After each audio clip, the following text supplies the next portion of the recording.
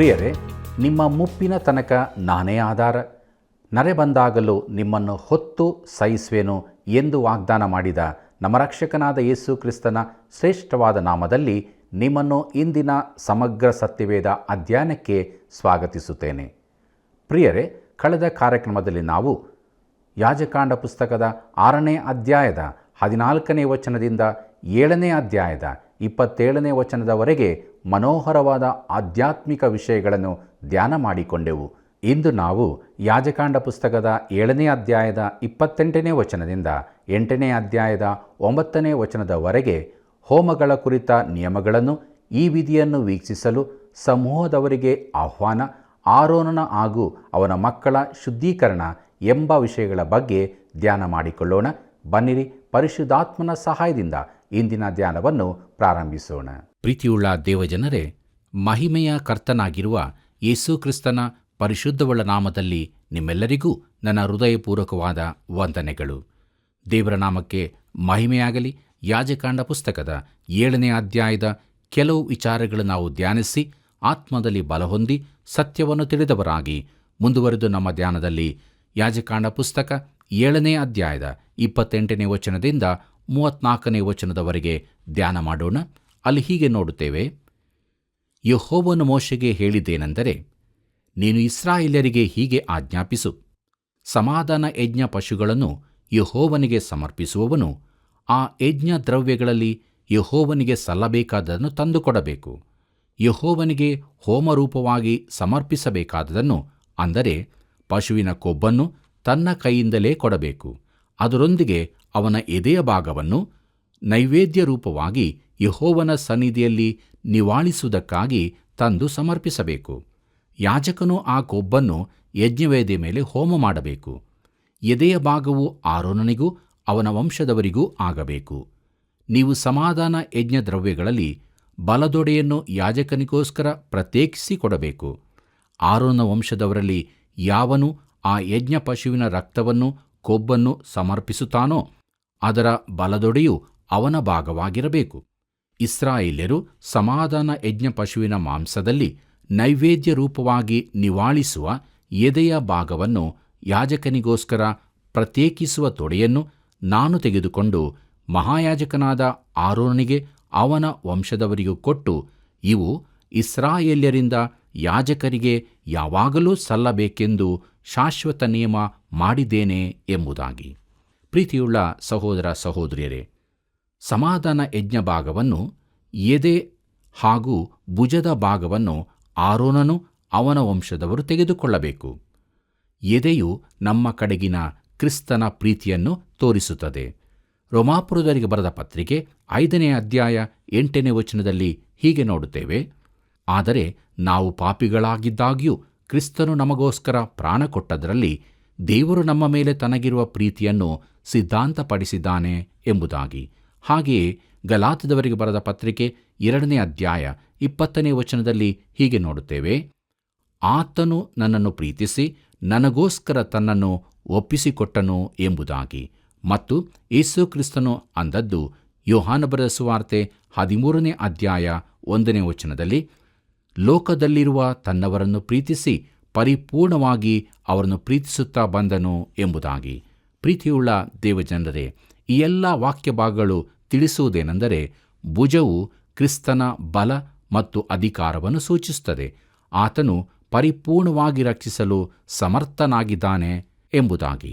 ಆತನು ತಾನೇ ಅಂದದ್ದು, ನನ್ನ ಕುರಿಗಳು ನನ್ನ ಸ್ವರಕ್ಕೆ ಕಿವಿಗೊಡುತ್ತವೆ, ನಾನು ಅವುಗಳನ್ನು ಬಲ್ಲೆನು, ಅವು ನನ್ನ ಹಿಂದೆ ಬರುತ್ತವೆ, ನಾನು ಅವುಗಳಿಗೆ ನಿತ್ಯ ಜೀವವನ್ನು ಕೊಡುತ್ತೇನೆ, ಅವು ಎಂದಿಗೂ ನಾಶವಾಗುವುದೇ ಇಲ್ಲ, ಅವುಗಳನ್ನು ಯಾರೂ ನನ್ನ ಕೈಯೊಳಗಿಂದ ಕಸಗೊಳ್ಳರು. ನನ್ನ ತಂದೆಯು ನನಗೆ ಕೊಟ್ಟದ್ದು ಎಲ್ಲದಕ್ಕಿಂತ ದೊಡ್ಡದು, ಅದನ್ನು ತಂದೆಯ ಕೈಯೊಳಗಿಂದ ಯಾರೂ ಕಸಕೊಳ್ಳಲಾರರು, ನಾನೂ ತಂದೆಯೂ ಒಂದಾಗಿದ್ದೇವೆ ಎಂಬುದಾಗಿ. ಇದನ್ನು ಪ್ರಿಯರೇ, ಯೋಹಾನ ಬರೆದ ಸುವಾರ್ತೆ 10ನೇ ಅಧ್ಯಾಯ 27ನೇ ವಚನದಿಂದ 30ನೇ ವಚನದಲ್ಲಿ ನಾವು ಕಾಣಬಹುದು.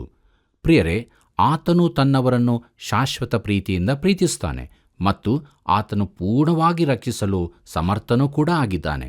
ಇದು ಕ್ರಿಸ್ತನಲ್ಲಿರುವ ನಮ್ಮ ಭಾಗ್ಯದ ಪಾಲಾಗಿದೆ. ದೇವರಿಗೆ ಮಹಿಮೆಯಾಗಲಿ. ಪ್ರೀತಿಯುಳ್ಳ ಸಹೋದರ ಸಹೋದರಿಯರೇ, ಹಳೆ ಒಡಂಬಡಿಕೆಯಲ್ಲಿನ ಈ ಯಜ್ಞಗಳು ಅಲ್ಲಿಗೆ ಮುಗಿದಿರುವುದಿಲ್ಲ. ನಾವು ನಂಬಿಕೆಯಿಂದ ರಕ್ಷಿಸಲ್ಪಡುವಂತೆ ಹಳೆ ಒಡಂಬಡಿಕೆಯ ಭಕ್ತರೂ ರಕ್ಷಿಸಲ್ಪಟ್ಟಿದ್ದಾರೆ. ಕೀರ್ತನೆ 4:5 ಹೀಗೆ ನೋಡುತ್ತೇವೆ, ನ್ಯಾಯವಾದ ಯಜ್ಞಗಳನ್ನು ಸಮರ್ಪಿಸಿರಿ, ಯೆಹೋವನಲ್ಲಿ ಭರವಸವಿಡಿರಿ. ಪ್ರಿಯರೇ, ಈ ಯಜ್ಞಗಳು ನಂಬಿಕೆಯಿಂದಲೂ ಕೃತಜ್ಞತಾಪೂರ್ವಕವಾಗಿಯೂ ಸಮರ್ಪಿಸಲ್ಪಟ್ಟಾಗ ದೇವರು ಸಂತೋಷಗೊಳ್ಳುತ್ತಾನೆ. ಅದೇ ಸಮಯದಲ್ಲಿ ಯಾಂತ್ರಿಕವಾಗಿ ಅಶುದ್ಧ ರೀತಿಯಲ್ಲಿ ತರಲ್ಪಟ್ಟಾಗ ದೇವರು ತೃಪ್ತಿಗೊಳ್ಳುವುದಿಲ್ಲ. ಇದನ್ನಾವು ಮಲಾಕಿಯನ ಪ್ರವಾದನೆ ಗ್ರಂಥ 1:7 14 ಓದುವಾಗ ತಿಳಿದುಕೊಳ್ಳುತ್ತೇವೆ. ಪ್ರೀತಿಯುಳ್ಳ ಸಹೋದರ ಸಹೋದರಿಯರೇ, ಹಳೆ ಒಡಂಬಡಿಕೆಯ ಎಲ್ಲ ಹೋಮಾದಿಗಳಿಗೂ ಒಂದು ಪರಿಪೂರ್ಣವಾದ ಛಾಯಾಬಿಂಬದ ಅಗತ್ಯಕತೆ ಇತ್ತು. ಅದು ಕ್ರಿಸ್ತನಲ್ಲಿ ಒದಗಿ ಬಂತು. ಆದ್ದರಿಂದ ಅನೇಕರ ಪಾಪಗಳನ್ನು ಹೊತ್ತುಕೊಂಡು ಕ್ರಿಸ್ತನು ಒಂದೇ ಸಾರಿ ಸಮರ್ಪಿಸಲ್ಪಟ್ಟನು ಮತ್ತು ತನ್ನನ್ನು ನಿರೀಕ್ಷಿಸಿಕೊಂಡಿರುವವರಿಗೆ ರಕ್ಷಣೆಯನ್ನುಂಟು ಮಾಡೋದಕ್ಕೋಸ್ಕರ ಪಾಪ ಸಂಬಂಧವಿಲ್ಲದವನಾಗಿ ಎರಡನೇ ಸಾರಿ ಕಾಣಿಸಿಕೊಳ್ಳುವನು ಎಂಬುದಾಗಿ ಇಬ್ರಿಯರಿಗೆ ಬರೆದ ಪತ್ರಿಕೆ 9:28 ಓದುತ್ತೇವೆ. ಬನ್ನಿರಿ ಪ್ರಿಯರೇ, ಮುಂದುವರೆದು ನಾವು ಯಾಜಕಾಂಡ ಪುಸ್ತಕ 7:35 ಧ್ಯಾನ ಮಾಡೋಣ.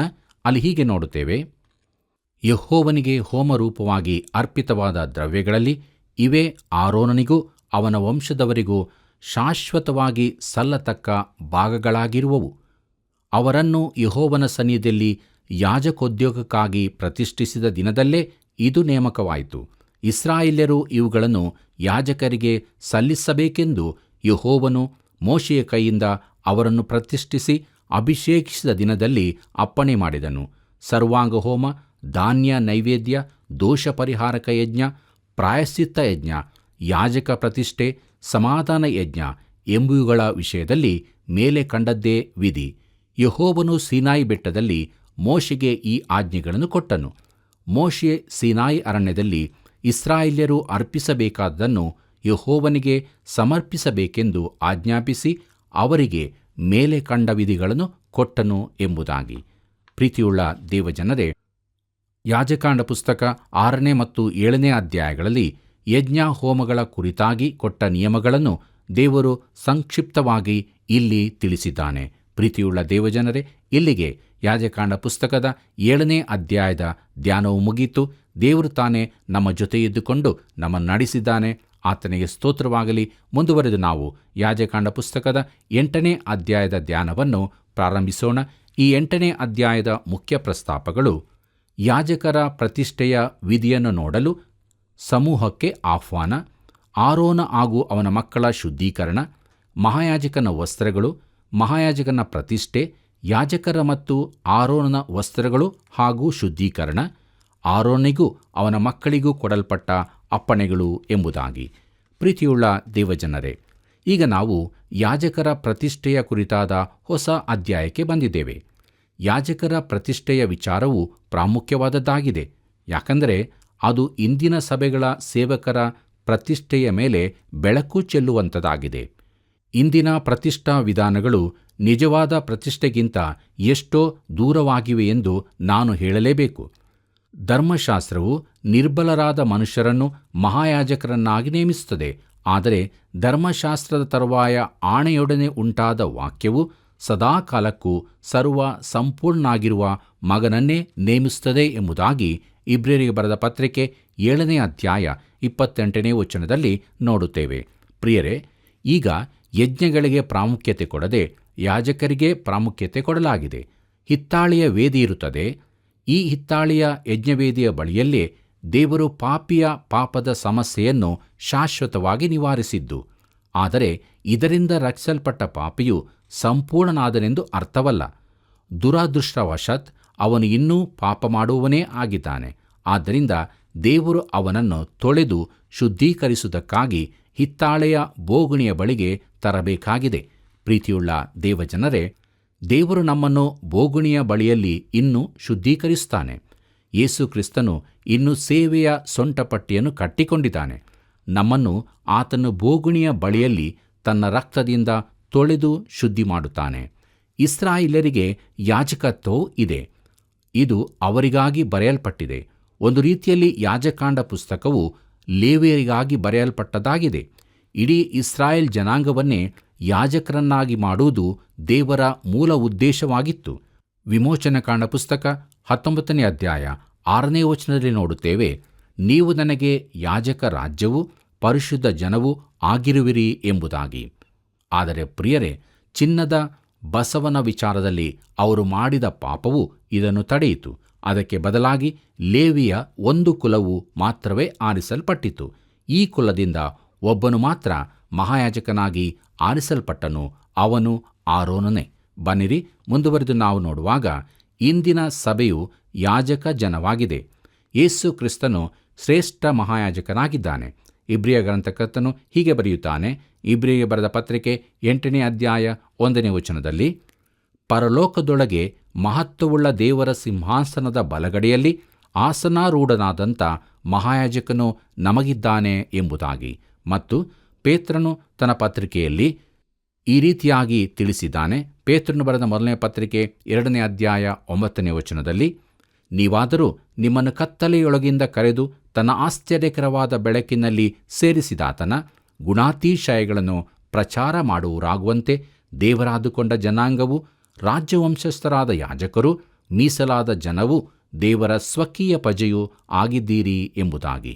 ಮುಂದುವರೆದು ನಾವು ಪ್ರಕಟಣೆ ಪುಸ್ತಕ 5ನೇ ಅಧ್ಯಾಯ 10ನೇ ವಚನದಲ್ಲಿ ಹೀಗೆ ನೋಡುತ್ತೇವೆ, ಅವರನ್ನು ನಮ್ಮ ದೇವರಿಗೋಸ್ಕರ ರಾಜ್ಯವನ್ನಾಗಿಯೂ ಯಾಜಕರನ್ನಾಗಿಯೂ ಮಾಡಿದಿ, ಅವರು ಭೂಮಿಯ ಮೇಲೆ ಆಳುವರು ಎಂಬುದಾಗಿ.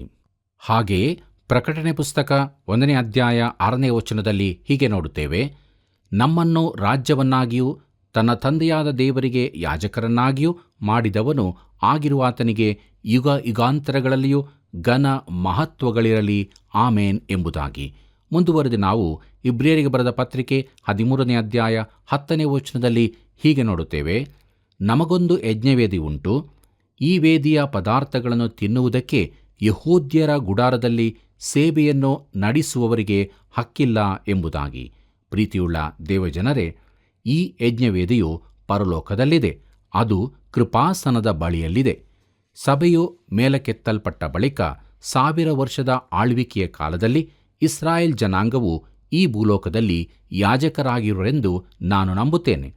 ಯಾಜಕನ ಕುರಿತ ವಿವರಣೆಯು ಮಾನವನ ಯೋಚನೆಗೆ ಬಿಟ್ಟಿಲ್ಲ, ಅದು ಸತ್ಯವೇದದಲ್ಲಿ ವಿವರಿಸಲ್ಪಟ್ಟಿದೆ. ಇಬ್ರಿಯರಿಗೆ ಬರೆದ ಪತ್ರಿಕೆ 5ನೇ ಅಧ್ಯಾಯ 1ನೇ ವಚನದಲ್ಲಿ ಹೀಗೆ ನೋಡುತ್ತೇವೆ, ಪ್ರತಿಯೊಬ್ಬ ಮಹಾಯಾಜಕನು ಮನುಷ್ಯರೊಳಗಿಂದ ಆರಿಸಲ್ಪಟ್ಟವನಾಗಿದ್ದು ಮನುಷ್ಯರಿಗೋಸ್ಕರ ದೇವರ ಕಾರ್ಯಗಳನ್ನು ಜರಗಿಸುವುದಕ್ಕಾಗಿ ನೇಮಿಸಲ್ಪಡುತ್ತಾನಲ್ಲ, ಅವನು ಅವರಿಗೋಸ್ಕರ ಕಾಣಿಕೆಗಳನ್ನು, ಪಾಪ ನಿವಾರಣಕ್ಕಾಗಿ ಯಜ್ಞಗಳನ್ನು ಸಮರ್ಪಿಸಬೇಕು ಎಂಬುದಾಗಿ. ಪ್ರೀತಿಯುಳ್ಳ ದೇವಜನರೇ, ಸತ್ಯವೇದದಲ್ಲಿ ತಿಳಿಸಲ್ಪಟ್ಟ ಯಾಜಕವು ಈ ಲೋಕದ ಯಾವ ಧರ್ಮದ ಯಾಜಕರಿಗೂ ಹೋಲಿಕೆಯಾಗಿರುವುದಿಲ್ಲ. ಯಾಜಕನೆಂದರೆ ದೇವರೆದುರಿಗೆ ಮಾನವನ ಪ್ರತಿನಿಧಿಯಾಗಿರುವವನು. ಅವನು ಮಾನವನ ಪರವಾಗಿ ದೇವರ ಬಳಿಗೆ ಹೋಗುತ್ತಾನೆ. ಅವನು ಪ್ರವಾದಿಗಿಂತ ಭಿನ್ನನಾಗಿರುತ್ತಾನೆ. ಪ್ರವಾದಿಯು ದೇವರ ಬಳಿಯಿಂದ ಹೊರಟು ಬಂದು ಮಾನವನೊಡನೆ ದೇವರ ಪರವಾಗಿ ಮಾತನಾಡುತ್ತಾನೆ. ಆದರೆ ಯಾಜಕನು ಮಾನವರೊಳಗಿಂದ ದೇವರ ಬಳಿಗೆ ಹೋಗಿ ಮಾನವನ ಪ್ರತಿನಿಧಿಯಾಗಿ ದೇವರೊಂದಿಗೆ ಮಾತನಾಡುವನು. ಪ್ರಿಯರೇ, ಕರ್ತನಾದ ಯೇಸುವು ಯಾಜಕನೂ ಪ್ರವಾದಿಯೂ ಆಗಿದ್ದಾನೆಂಬುದನ್ನು ಕಾಣಬಹುದು. ಆತನು ದೇವರಿಂದ ಹೊರಟು ಬಂದು ದೇವರ ಪರವಾಗಿ ಮಾನವರೊಂದಿಗೆ ಮಾತನಾಡಿದನು, ಮಾನವರಿಗೆ ದೇವರನ್ನು ಪ್ರಕಟಿಸಿದನು. ಈಗ ಆತನು ಮಾನವರಿಂದ ದೇವರ ಬಳಿಗೆ ತಿರುಗಿ ಹೋಗಿ ಮಾನವರಿಗೆ ಶ್ರೇಷ್ಠ ಮಹಾಯಾಜಕನಾಗಿರುತ್ತಾನೆ. ಅಲ್ಲಿ ಆತನು ನಮ್ಮ ಪ್ರತಿನಿಧಿಯಾಗಿದ್ದಾನೆ. ನಾವು ಆತನಲ್ಲಿ ಇದ್ದೇವೆ, ಇಲ್ಲವಾದರೆ ನಾವು ಅಲ್ಲಿರಲು ಸಾಧ್ಯವಿಲ್ಲ. ನಾವು ನಮ್ಮಷ್ಟಕ್ಕೆ ಅಲ್ಲಿಗೆ ಹೋಗಲಾರೆವು. ಪ್ರೀತಿಯುಳ್ಳ ದೇವಜನರೇ, ಯಾಜಕಾಂಡ ಪುಸ್ತಕವನ್ನು, ಅದರಲ್ಲಿಯೂ ಯಾಜಕತ್ವವನ್ನು ನಾವು ತಿಳಿದುಕೊಳ್ಳಬೇಕಾದರೆ ದೇವದರ್ಶನ ಗುಡಾರದ ಸ್ವರೂಪವನ್ನು ನಾವು ತಿಳಿದುಕೊಂಡಿರಬೇಕಾಗುತ್ತದೆ. ಅವೆರಡರ ಅರ್ಥ ಎಷ್ಟು ಆಳವಾಗಿರುತ್ತದೆ ಎಂದರೆ, ನಾವು ಒಂದನ್ನು ಬಿಟ್ಟು ಮತ್ತೊಂದಕ್ಕೆ ಅತಿಯಾದ ಮಹತ್ವ ನೀಡಿ ತಪ್ಪು ಅಭಿಪ್ರಾಯ ಹೊಂದಲು ಸಾಧ್ಯವಿದೆ. ಗುಡಾರದ ಹೊರಗಣ ಅಂಗಣವು ಈ ಲೋಕವನ್ನು ಸೂಚಿಸುತ್ತದೆ. ಕ್ರಿಸ್ತನು ಇಲ್ಲಿ ರಕ್ತ ಸುರಿಸಿ ಪ್ರಾಣವನ್ನರ್ಪಿಸಿದ್ದಾನೆ. ಪರಿಶುದ್ಧ ಸ್ಥಳವೆಂದರೆ ಈಗ ಕ್ರಿಸ್ತನು ಹೋಗಿರುವ, ನಮಗೆ ಕಾಣದಿರುವ ಸ್ಥಳವಾಗಿದೆ. ಪ್ರಿಯರೇ, ಕರ್ತನಾದ ಯೇಸು ಕ್ರೂಜೆಯಲ್ಲಿ ಸತ್ತು ಪರಲೋಕಕ್ಕೆ ಹಿಂತಿರುಗಿ ಹೋದಾಗ ಸಂಭವಿಸಿದ್ದು ಇದೇ ಆಗಿದೆ. ಈ ಭೂಲೋಕದಲ್ಲಿ ಅಡ್ಡವಾಗಿ ಇದ್ದ ಗುಡಾರವನ್ನು ತನ್ನೊಂದಿಗೆ ತೆಗೆದುಕೊಂಡು ಹೋಗಿ ಅದನ್ನು ನೇರವಾಗಿ ಮಾಡಿದ್ದಾನೆ. ಅಂದರೆ ವೇದಿಯು ಇಲ್ಲಿ ಇದೆ, ಅಲ್ಲಿ ಆತನು ಕ್ರೂಜಿಯಲ್ಲಿ ಸತ್ತನು, ಪರಿಶುದ್ಧ ಸ್ಥಳವು ಮೇಲೆ ಇದೆ, ಆತನು ಈಗಲೂ ಆ ಪರಿಶುದ್ಧ ಸ್ಥಳದಲ್ಲಿದ್ದಾನೆ. ಇದನ್ನು ವಿವರಿಸುವ ವಾಕ್ಯ ಭಾಗಗಳನ್ನು ನೋಡೋಣ. ಇಬ್ರಿಯರಿಗೆ ಬರೆದ ಪತ್ರಿಕೆ 4ನೇ ಅಧ್ಯಾಯ 14ನೇ ವಚನ ಹೀಗೆ ಹೇಳುತ್ತದೆ: ಆಕಾಶ ಮಂಡಲಗಳನ್ನು ದಾಟಿ ಹೋದ ದೇವಕುಮಾರನಾದ ಯೇಸುವೆಂಬ ಶ್ರೇಷ್ಠ ಮಹಾಯಾಜಕನು ನಮಗಿರುವುದರಿಂದ ನಾವು ಮಾಡಿರುವ ಪ್ರತಿಜ್ಞೆಯನ್ನು ಬಿಡದೆ ಹಿಡಿಯೋಣ ಎಂಬುದಾಗಿ. ಹಾಗೆಯೇ ಇಬ್ರಿಯರಿಗೆ ಬರೆದ ಪತ್ರಿಕೆ 9ನೇ ಅಧ್ಯಾಯ 11ನೇ ವಚನದಲ್ಲಿ ಹೀಗೆ ನೋಡುತ್ತೇವೆ: ಆದರೆ ಕ್ರಿಸ್ತನು ಈಗ ದೊರೆತಿರುವ ಮೇಲುಗಳನ್ನು ಕುರಿತು ಮಹಾಯಾಜಕನಾಗಿ ಬಂದು ಕೈಯಿಂದ ಕಟ್ಟಲ್ಪಡದಂಥ, ಆದರೆ ಈ ಸೃಷ್ಟಿಗೆ ಸಂಬಂಧಪಡದಂಥ ಘನವಾಗಿಯೂ ಉತ್ಕೃಷ್ಟವಾಗಿಯೂ ಇರುವ ಗುಡಾರದಲ್ಲಿ ಸೇವೆ ಮಾಡುವವನಾಗಿ ಎಂಬುದಾಗಿ. ಹಾಗೆಯೇ ಮುಂದುವರೆದು ನಾವು ಇಬ್ರಿಯರಿಗೆ ಬರೆದ ಪತ್ರಿಕೆ 8ನೇ ಅಧ್ಯಾಯ 1 ಮತ್ತು 2ನೇ ವಚನದಲ್ಲಿ ಹೀಗೆ ನೋಡುತ್ತೇವೆ: ನಾವು ಹೀಗೆ ಹೇಳುವ ಸಂಗತಿಗಳಲ್ಲಿ ಮುಖ್ಯವಾದ ಮಾತೇನೆಂದರೆ, ಪರಲೋಕದೊಳಗೆ ಮಹತ್ವವುಳ್ಳ ದೇವರ ಸಿಂಹಾಸನದ ಬಲಗಡೆಯಲ್ಲಿ ಆಸನಾರೂಢನಾದಂಥ ಮಹಾಯಾಜಕನು ನಮಗಿದ್ದಾನೆ. ಈತನು ಪವಿತ್ರ ಸ್ಥಾನದಲ್ಲಿ, ಅಂದರೆ ಮನುಷ್ಯನು ಹಾಕದೆ ಕರ್ತನೇ ಹಾಕಿದ ನಿಜವಾದ ದೇವದರ್ಶನ ಗುಡಾರದಲ್ಲಿ ಯಾಜಕೋದ್ಯೋಗ ನಡೆಸುವನಾಗಿದ್ದಾನೆ ಎಂಬುದಾಗಿ. ಮತ್ತು ನಾವು ತಿಳಿದುಕೊಳ್ಳುವುದೇನೆಂದರೆ, ಇಬ್ರಿಯರಿಗೆ ಬರೆದ ಪತ್ರಿಕೆ 9ನೇ ಅಧ್ಯಾಯ 23 ಮತ್ತು 24ನೇ ವಚನದಲ್ಲಿ, ಪರಲೋಕ ವಸ್ತುಗಳಿಗೆ ಪ್ರತಿರೂಪವಾಗಿರುವ ವಸ್ತುಗಳ ಶುದ್ಧೀಕರಣಕ್ಕಾಗಿ ಇಂಥ ಯಜ್ಞಗಳು ಅವಶ್ಯವಾದರೂ ಸಾಕ್ಷಾತ್ ಪರಲೋಕದವುಗಳಿಗೆ ಇವುಗಳಿಗಿಂತ ಉತ್ತಮವಾದ ಯಜ್ಞಗಳು ಬೇಕು. ಯಾಕೆಂದರೆ ಕ್ರಿಸ್ತನು ನಿಜವಾದ ದೇವಾಲಯಕ್ಕೆ ಅನುರೂಪ ಮಾತ್ರವಾಗಿದ್ದಾಗಿಯೂ ಕೈಯಿಂದ ಕಟ್ಟಿದ್ದಾಗಿಯೂ ಇರುವ ಆಲಯದಲ್ಲಿ ಪ್ರವೇಶಿಸದೆ ದೇವರ ಸಮ್ಮುಖದಲ್ಲಿ ನಮಗೋಸ್ಕರ ಈಗ ಕಾಣಿಸಿಕೊಳ್ಳುವುದಕ್ಕೆ ಪರಲೋಕದಲ್ಲಿಯೇ ಪ್ರವೇಶಿಸಿದನು ಎಂಬುದಾಗಿ. ಪ್ರೀತಿಯುಳ್ಳ ಸಹೋದರ ಸಹೋದರಿಯರೇ, ಇಂದು ಆತನು ಮೇಲೆ ಇದ್ದಾನೆ. ನಮ್ಮ ನಂಬಿಕೆಗೆ ನಾವು ಈ ಸತ್ಯವನ್ನು ಸೇರಿಸಿಕೊಂಡರೆ ಒಳ್ಳೆಯದಿತ್ತು. ಪ್ರಿಯರೇ, ನಾವು ದೇವಾಲಯಕ್ಕೆ ಹೋಗುತ್ತೇವೆ, ಕೆಲವು ಆಚಾರ ವಿಧಿಗಳನ್ನು ಅನುಸರಿಸುತ್ತೇವೆ. ಅನೇಕ ವೇಳೆ ನಮ್ಮ ನಂಬಿಕೆಯ ನಿಜತ್ವವು ನಮ್ಮಲ್ಲಿ ಕಳೆದು ಹೋಗಿರುತ್ತದೆ. ಪ್ರಿಯ ಸ್ನೇಹಿತನೇ, ಆತನು ಈಗಲೂ ಅಲ್ಲಿ ಮೇಲೆ ಇದ್ದಾನೆ. ನಾವು ಆತನ ಮೂಲಕ ದೇವರ ಬಳಿಗೆ ಹೋಗುತ್ತೇವೆ. ನಾವು ಧೈರ್ಯದಿಂದ ಬರುವ ಹಾಗೆ ಕರೆಯಲ್ಪಟ್ಟಿದ್ದೇವೆ. ಈಗ ಆತನು ನಮ್ಮ ಪರವಾಗಿ ದೇವರೆದುರು ಕಾಣಿಸಿಕೊಳ್ಳುತ್ತಾನೆ. ಪ್ರಿಯ ಸ್ನೇಹಿತನೇ, ನೀನು ಇಲ್ಲಿ ಒಂಟಿಗನಲ್ಲ, ಕ್ರಿಸ್ತನು ನಮ್ಮ ಪರವಾಗಿ ಇದ್ದಾನೆ. ದೇವರು ಮೋಶೆಗೆ ಹೀಗೆ ಹೇಳಿದನು ಎಂಬುದಾಗಿ 12 ಬಾರಿ ಈ ಅಧ್ಯಾಯದಲ್ಲಿ ಹೇಳಲ್ಪಟ್ಟಿದೆ. ಅಧ್ಯಾಯದ ಕೊನೆಯಲ್ಲಿ ಹೀಗೆ ಹೇಳುತ್ತದೆ: ಯೆಹೋವನು ಮೋಶೆಯ ಮೂಲಕವಾಗಿ ಆಜ್ಞಾಪಿಸಿದ್ದನ್ನೆಲ್ಲ ಆರೋನನು ಅವನ ಮಕ್ಕಳು ಮಾಡಿದರು ಎಂಬುದಾಗಿ. ಪ್ರೀತಿಯುಳ್ಳ ದೇವಜನರೇ, ಯಾಜಕಾಂಡ ಪುಸ್ತಕದಲ್ಲಿ ಯಾಜಕತ್ವದ ಕುರಿತಾದದ್ದು ಬಹಳ ನಂತರ ಸೇರಿಸಲ್ಪಟ್ಟಿದೆ ಎಂದು ಕೆಲವರು ಹೇಳುತ್ತಾರೆ. ಆದರೆ ಎಲ್ಲವೂ ದೇವರಿಂದ ತಿರಿಸಲ್ಪಟ್ಟಂತೆಯೇ ಮಾಡಲ್ಪಟ್ಟಿದೆ ಎಂದು ಇಲ್ಲಿ ಹೇಳಿದೆ. ದೇವ ಪ್ರೇರಿತವಾದ ವಾಕ್ಯದಲ್ಲಿ ನಿನಗೆ ನಂಬಿಕೆಯಿದೆಯೋ? ಹಾಗಿದ್ದರೆ ಮೇಲಿನ ಅಭಿಪ್ರಾಯವನ್ನು ನೀನು ಒಪ್ಪದೆ ಸತ್ಯವೇದವು ದೋಷವಿಲ್ಲದೆಂದು, ಇದೆಲ್ಲವೂ ದೇವರ ಅಪ್ಪಣೆಯ ಪ್ರಕಾರ ಮಾಡಲ್ಪಟ್ಟಿದೆ ಎಂದು ನಂಬುವನಾಗಿರುತ್ತಿ. ದೇವರಿಗೆ ಸ್ತೋತ್ರವಾಗಲಿ. ಬನ್ನಿರಿ, ಮುಂದುವರೆದು ನಾವು ಈ ವಿಧಿಯನ್ನು ವೀಕ್ಷಿಸಲು ಸಮೂಹದವರಿಗೆ ಆಹ್ವಾನ ಎಂಬ ವಿಚಾರವನ್ನು ನೋಡೋಣ. ನಮ್ಮ ಧ್ಯಾನವನ್ನು ಮುಂದುವರಿಸುವ ಹಾಗೆ ಯಾಜಕಾಂಡ ಪುಸ್ತಕ 8ನೇ ಅಧ್ಯಾಯ 1ನೇ ವಚನದಿಂದ 3ನೇ ವಚನದವರೆಗೆ ಧ್ಯಾನ ಮಾಡೋಣ.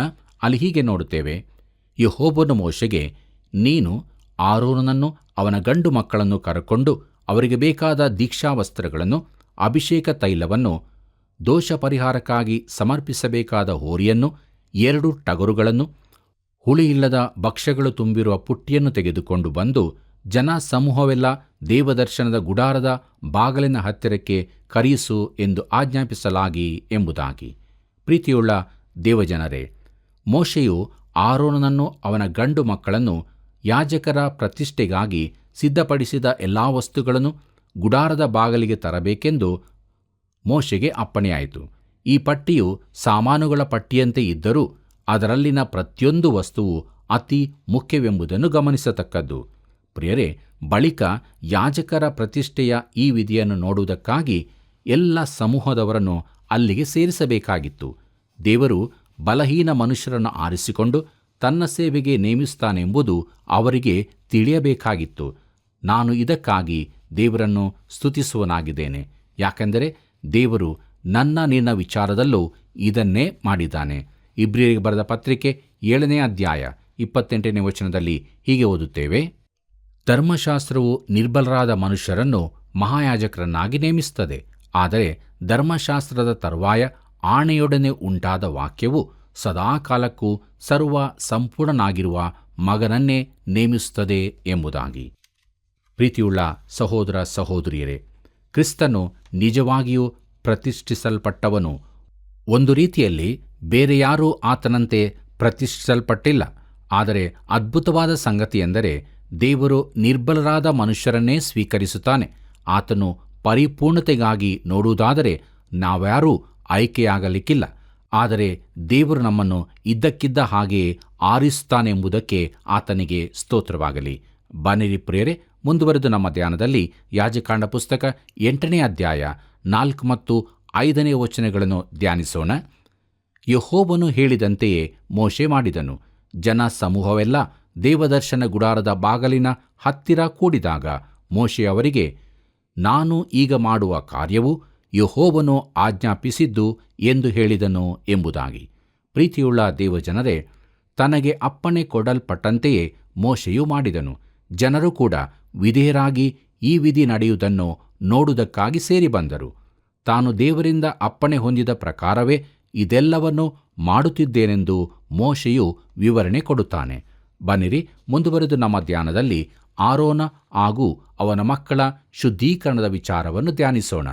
ನಮ್ಮ ಧ್ಯಾನದಲ್ಲಿ ಮುಂದುವರೆದು ಯಾಜಕಾಂಡ ಪುಸ್ತಕ 8ನೇ ಅಧ್ಯಾಯ 6ನೇ ವಚನವನ್ನು ಗಮನಿಸೋಣ. ಅಲ್ಲಿ ಹೀಗೆ ಬರೆದದೆ: ಆಗ ಮೋಶೆ ಆರೋನನನ್ನು ಅವನ ಮಕ್ಕಳನ್ನು ಹತ್ತರಕ್ಕೆ ಬರಮಾಡಿ ಸ್ನಾನ ಮಾಡಿಸಿದನು ಎಂಬುದಾಗಿ.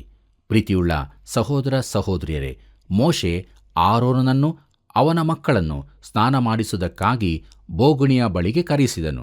ಇದರ ಅರ್ಥ ಅವರು ಶುದ್ಧರೂ ಯಾವ ಕಲ್ಮಶವಿಲ್ಲದವರೂ ಆಗಿರಬೇಕೆಂದಾಗಿತ್ತು. ಕರ್ತನ ಸೇವೆ ಮಾಡಬೇಕಾದರೆ ಅವರು ಪರಿಶುದ್ಧರಾಗಿರಬೇಕಿತ್ತು. ಅವರು ಪಾಪ ಕ್ಷಮಾಪಣೆಗಾಗಿ ಈ ವೇದಿಯ ಬಳಿಗೆ ಬಂದಿದ್ದರು. ಈಗ ಅವರು ಶುದ್ಧರಾಗಬೇಕಾಗಿತ್ತು.